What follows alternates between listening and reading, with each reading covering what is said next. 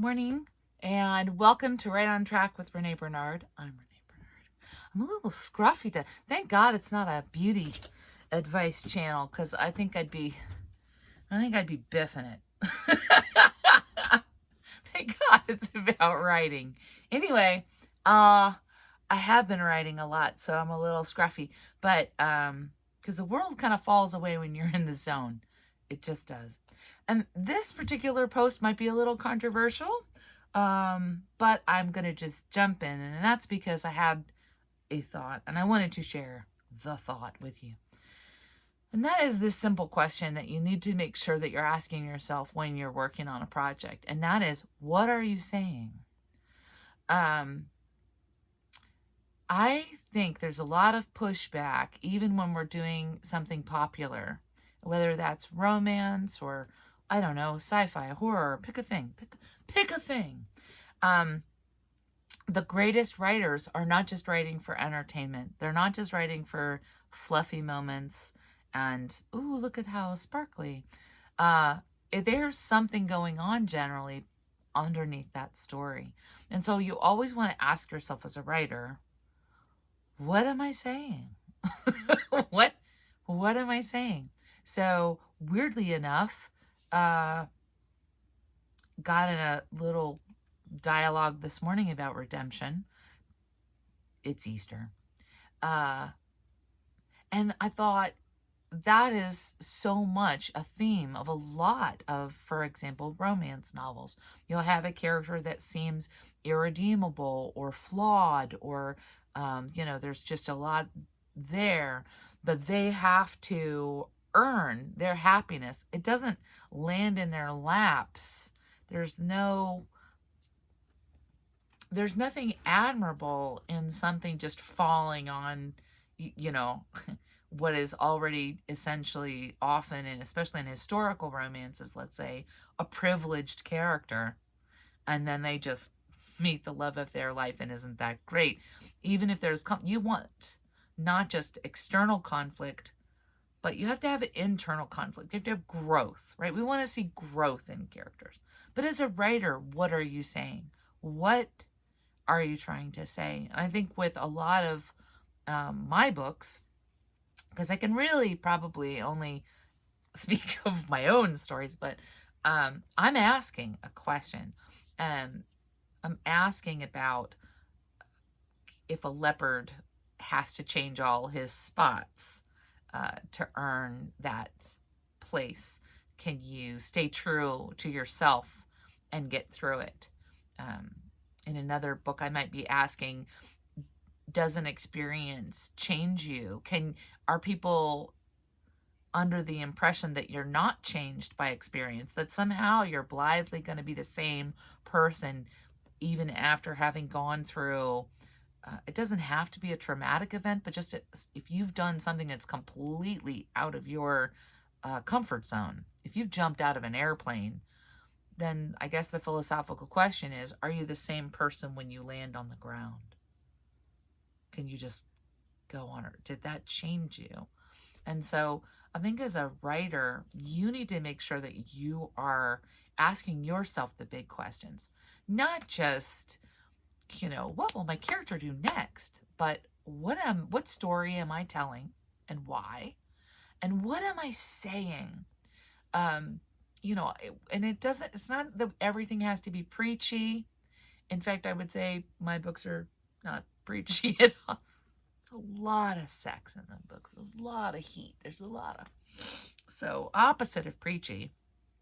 But the stories are compelling and powerful because there's more going on than just, what will I wear to the ball? And I know there's popcorn out there, and hooray for popcorn. Sometimes you're in the mood for popcorn. But I want to challenge, especially my female writers. I might get some pushback on this, but I really feel like we get the short end of the stick. That it's just, you're writing books for women because you're a woman, so it must be for other women, and then it's, it's a secondary genre 9 times out of 10. um, because it's a girl book. It's chick lit. It's, all these things.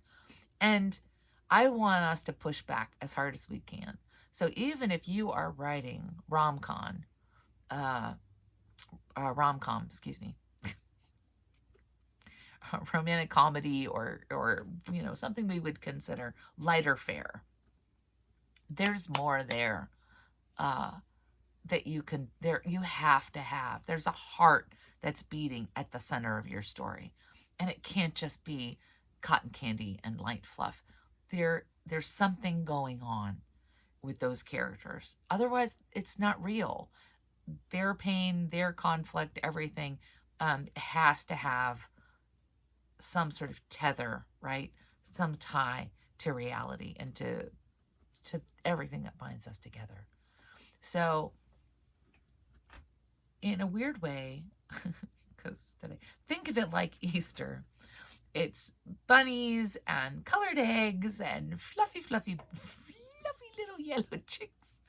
But at the heart of that holiday, whether, you don't have to be a believer, but you can sort of see it from, 10 yards off. It's like, there's a lot more going on for a lot of people celebrating that holiday. There's something very centered about life and renewal and rebirth and forgiveness and hope. And those are not throwaways. That's not fluffy. That's something else. So, right like Easter. Have fluffy bunnies and pretty colors and all of those great things. But keep in mind that there's probably more going on behind the scenes. There is actually, a deeper meaning here.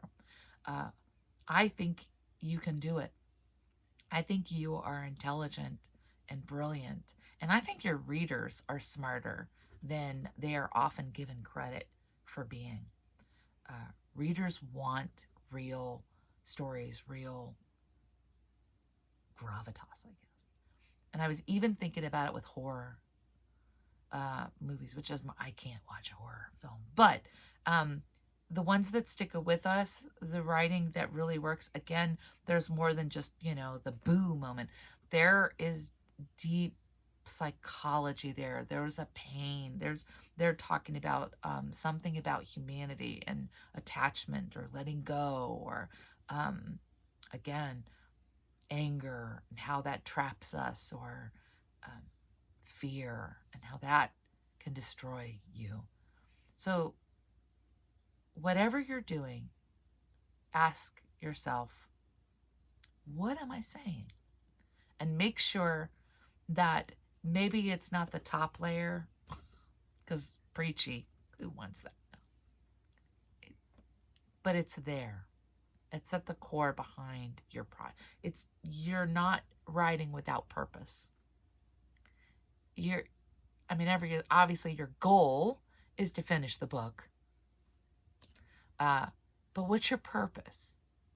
And what is that book going to say about you? And you want to pretend, right, that you're 94 or 99 or 109, and you're looking at your library of work, and you're thinking of all the people that are looking at they're looking at your library of work, and what does it say about you?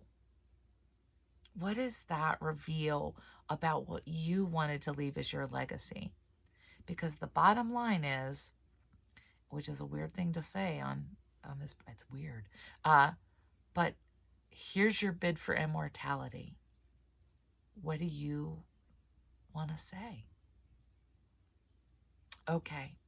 Well, like I said, this one might be it's a little broader thought, but please like and subscribe, join the tribe, and we're here to support each other and to reach for the stars. But there you go. Everybody stay right on track. Thank you.